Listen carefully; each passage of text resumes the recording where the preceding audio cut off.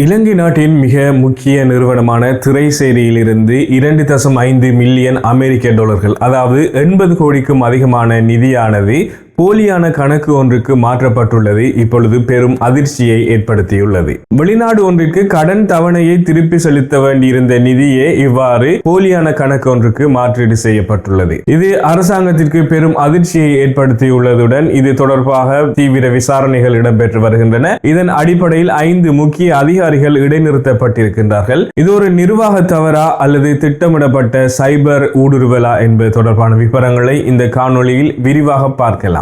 இலங்கை அரசாங்கம் கடந்த செப்டம்பர் 2025 செலுத்த வேண்டியிருந்த 22.9 மில்லியன் அமெரிக்க டாலர் வெளிநாட்டு கடன் தவணையின் ஒரு பகுதியே இவ்வாறு மோசடி செய்யப்பட்டுள்ளது. திரைசேரியின் உத்தியோகபூர்வ தரவுகளின்படி கடந்த டிசம்பர் 2025 மற்றும் ஜனவரி 31, 2026 ஆகிய காலப்பகுதிக்கு இடையில் இந்த 2.5 மில்லியன் டாலர் பரிமாற்றம் செய்யப்பட்டுள்ளது. இந்த நிதி உண்மையில் ஆஸ்திரேலியாவிற்கு செலுத்தப்பட வேண்டிய கடனின் ஒரு பகுதியாகும். கடன் வழங்கிய நாடு தங்களுக்குரிய நிதி இன்னும் வந்து சேரவில்லை என்று அறிவித்த பின்னரே திரைசேரி அதிகாரிகள் விழித்துக் கொண்டுள்ளனர். அதன் பின்னர் நடத்தப்பட்ட உள்வாரியான விசாரணைகளின் போதே பணம் தவறான ஒரு வெளிநாட்டு வங்கி கணக்கிற்கு சென்றிருப்பது உறுதி செய்யப்பட்டுள்ளது. விசாரணைகளின்படி இது மிகவும் நுணுக்கமான ஒரு மின்னஞ்சல் ஏமாற்று, அதாவது இமெயில் ஸ்பூஃபிங் அல்லது பிஷிங் மோசடியாகும். செப்டம்பர் 2025 செலுத்த வேண்டிய 22.9 மில்லியன் டாலர் தவணையை செலுத்த திரைசேரி தயாராக இருந்த தருணத்தில் கடன் கொடுத்த தரப்பிடம் இருந்து வருவது போன்றே ஒரு போலி மின்னஞ்சல் வந்துள்ளது.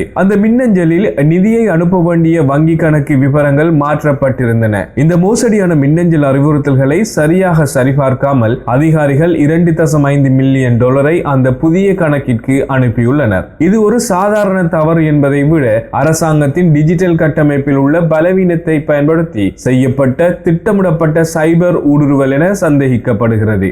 இந்த பாரிய நிதி இழப்பை தொடர்ந்து கடந்த மார்ச் 24, 2026 அன்று அமைக்கப்பட்ட தொழில்நுட்ப குழுவின் பரிந்துரைப்படி 5 உயர்மட்ட அதிகாரிகள் உடனடியாக பணி இடைநீக்கம் செய்யப்பட்டுள்ளனர். இந்த அதிகாரிகள் அனைவரும் குறிப்பிட்ட நிதி பரிமாற்றத்திற்கு டிஜிட்டல் கையொப்பம் மற்றும் அனுமதி வழங்கியவர்கள் ஆவர். பணி இடைநீக்கம் செய்யப்பட்டவர்களில் நிதி அமைச்சின் 2 பணிப்பாளர்கள், 2 பிரதி பணிப்பாளர்கள் மற்றும் திரைசேரியின் கணினி பிரிவின் பிரதானி ஆகியோர் அடங்குவர்.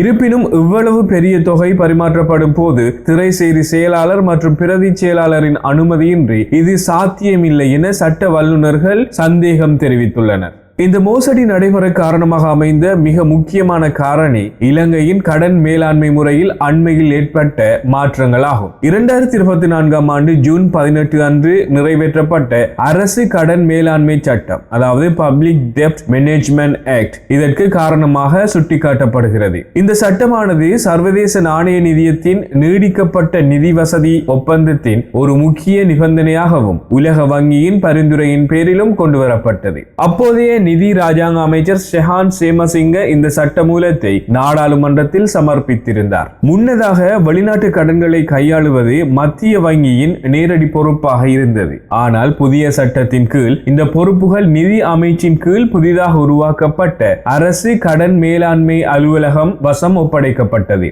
இந்த நிர்வாக மாற்றத்தின் போது மத்திய வங்கியின் அனுபவம் வாய்ந்த கண்காணிப்பு முறையிலிருந்து புதிய முறைக்கு மாறிய அந்த இடைப்பட்ட காலத்தில் ஏற்பட்ட பாதுகாப்பு இடைவெளிதான் இந்த மோசடிக்கு வழிவகுத்தது என சந்தேகிக்கப்படுகின்றது. இந்த விவகாரம் தற்பொழுது அரசியல் ரீதியாக பூதாகரமாக வெடித்துள்ளது. நாடாளுமன்ற உறுப்பினர் நாமல் ராஜபக்ச தனது எக்ஸ் தளத்தில் இது ஒரு சாதாரண நிர்வாக தவறு அல்ல என்றும் நாட்டின் உயர்மட்ட நிதி மேலாண்மை அமைப்பின் தோல்வி என்றும் விமர்சித்துள்ளார். கீழ்நிலை அதிகாரிகளை மட்டும் பலிகட ஆக்காமல் இதற்கு பொறுப்பான உயர்மட்டத்தினர் பதில் சொல்ல வேண்டும் என அவர் வலியுறுத்தியுள்ளார். அதேவேளை சுயாதீன சட்டத்தரணிகள் சங்கம் சார்பில் மைத்ரி குணரத்ன சபாநாயகருக்கு கடிதம் ஒன்றை எழுதியுள்ளார். அதில் நிதி அமைச்சு தமக்கு தாமே விசாரணை நடத்தாமல் நாடாளுமன்றத்தின் கீழ் இயங்கும் ஒரு சுயாதீன விசாரணை ஆணைக்குழு மூலம் வெளிப்படையான விசாரணை நடத்தப்பட வேண்டும் என கோரிக்கை விடுக்கப்பட்டுள்ளது.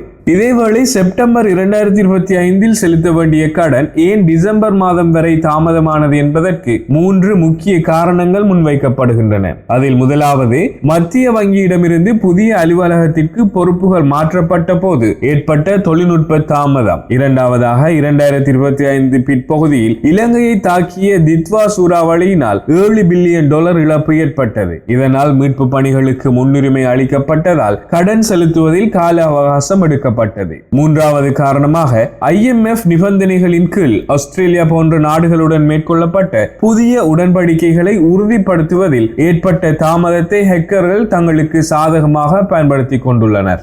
நேற்று ஏப்ரல் 22 அன்று நடைபெற்ற அமைச்சரவை சந்திப்பில் அமைச்சரவை பேச்சாளர் நலிந்த ஜாயதிச இது குறித்து விளக்கம் அளித்தார். நிதி அமைச்சு இது தொடர்பாக விரைவில் ஒரு விரிவான தெளிவுபடுத்தலை வெளியிடும் என்றும், சட்டத்தரணி மைத்ரி குணரத்னவின் கடிதத்தை சபாநாயகர் ஆய்வு செய்து நாடாளுமன்ற விசாரணையை தீர்மானிப்பார் என்றும் அவர் கூறினார். தற்போது மாயமான பணத்தை மீட்க சர்வதேச வங்கி கட்டமைப்புடன் பேச்சுவார்த்தைகள் நடத்தப்பட்டு வருவதுடன் இது ஒரு நிதிசார் சைபர் ஊடுருவல் என்ற கோணத்தில் தீவிர விசாரணைகள் முடுக்கிவிடப்பட்டுள்ளன.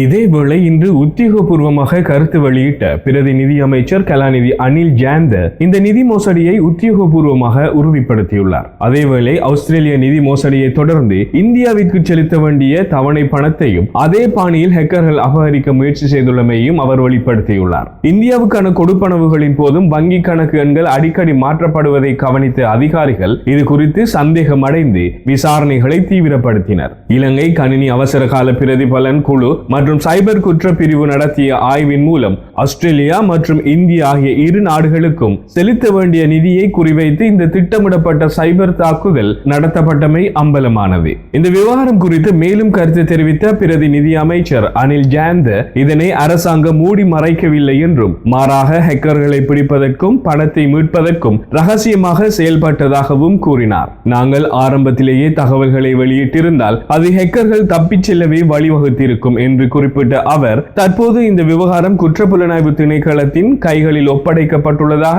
தெரிவித்தார். மேலும் 2 பிரதி திரைசேரி செயலாளர்கள் அடங்கிய குழுவின் பரிந்துரைப்படி கடமையில் அலட்சியமாக இருந்த அதிகாரிகள் மீது ஏற்கனவே ஒழுக்காற்று நடவடிக்கைகள் எடுக்கப்பட்டுள்ளன. தற்போது இலங்கையின் டிஜிட்டல் நிதி மேலாண்மை கட்டமைப்பில் உள்ள பலவீனங்களை சீர் செய்யும் பணிகள் போர்க்கால அடிப்படையில் முன்னெடுக்கப்பட்டு வருகின்றன. அரசியல் நோக்கங்களுக்காக சில தரப்பினர் பரப்பும் ஆதாரமற்ற வதந்திகளை மக்கள் நம்ப வேண்டாம் என்றும், விசாரணையின் முன்னேற்றத்திற்கு ஏற்ப உண்மையான விவரங்கள் நாட்டுக்கு அறிவிக்கப்படும் என்றும் அமைச்சர் உறுதியளித்தார்.